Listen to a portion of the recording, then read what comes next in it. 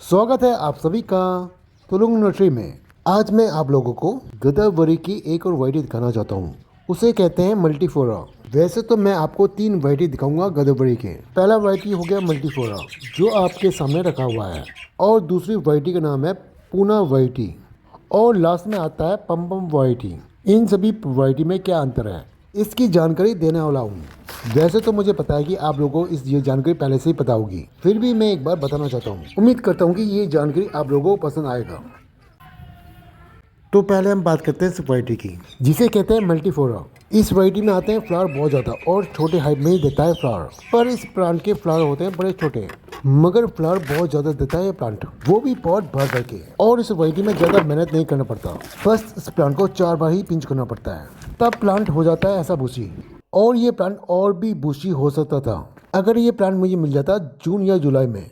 तब ये प्लांट इतना बुशी हो जाता कि ये प्लांट पूरे पॉट को कवर कर लेता। और जब इसमें फ्लावर बर्ड लगते तो इन प्लांटों के पत्ते नहीं दिखते बस खाली फ्लावर बर्ड्स।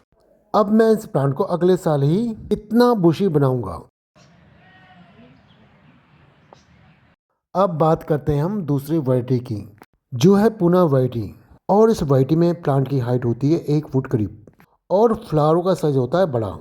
इस प्लांट में करनी होती है मेहनत, जैसे कि इन प्लांटों की हम करते हैं कटिंग, वो भी जून जुलाई में। जब प्लांट 5 इंची का होता है तो हम शुरू कर देते हैं इन प्लांटों में पिंचिंग करना, वो भी नवंबर महीने तक। तब जाकर ये प्लांट बुशी होता है और हमें दिसंबर महीने में फ्लावर मिलता है इस प्लांट से। और ये प्लांट मिले हैं मुझे अक्टूबर महीने में। इस प्लांट की है मैंने पिंचिंग 8 बार। अभी ये प्लांट इतने बुशी नहीं है। अगर ये प्लांट मुझे थोड़ा जल्दी मिल जाता तो इन प्लांटों को और भी ज़्यादा बुशी बनाता मैं, मगर कोई बात नहीं है, मैं इन प्लांटों को अगले साल ही करूँगा और भी बुशी।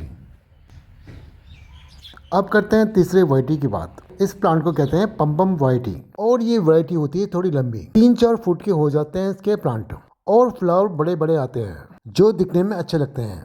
पर इस प्लांट में करना पड़ता है बहुत मेहनत। इस प्लांट में बहुत ज़्यादा पिंचिंग करनी होती है ताकि इस प्लांट की हाइट ना बढ़े और प्लांट बुशी हो, इसलिए करते हैं पिंचिंग।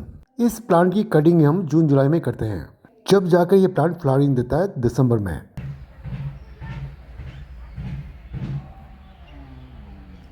अब देखते हैं इन तीनों प्लांट की हाइट कितनी है। पहले तो हो गया हमारे पम वैरायटी की हाइट, जो कि लंबी होती है। उसके बाद आता है हमारा पूना वैरायटी, इसकी हाइट पम वैरायटी से छोटी होती है।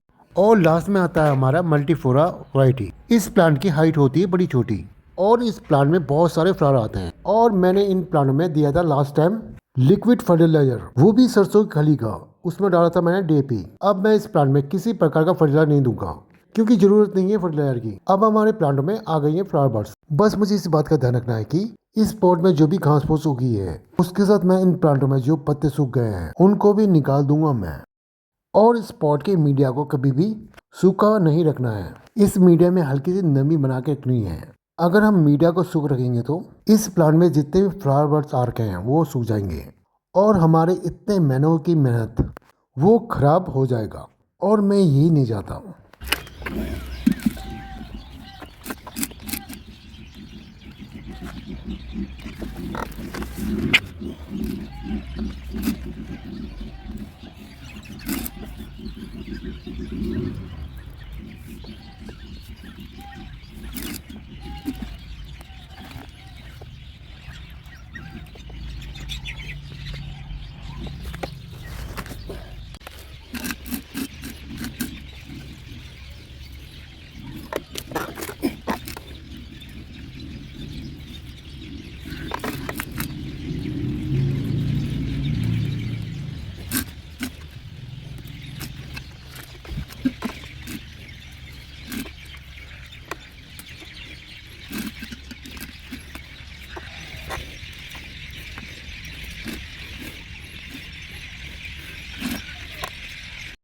और मैंने इन प्लांटों से निकाल दिए सूखे हुए पत्ते, और वो घास फूस भी निकाल दी है मैंने।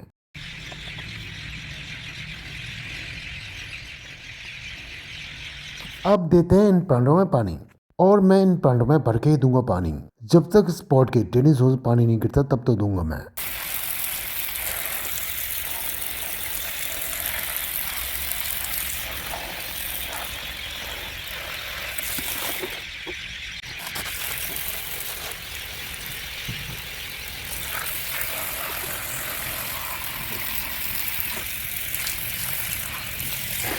और मैंने सभी प्लांट में दे दिए पानी।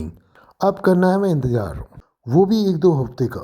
जब इस प्लांट में आ जाएंगे फ्लावर, तब मैं इस फ्लावर की अपडेट भी आपको दे दूंगा। अब ये वीडियो यहीं खत्म करता हूँ मैं।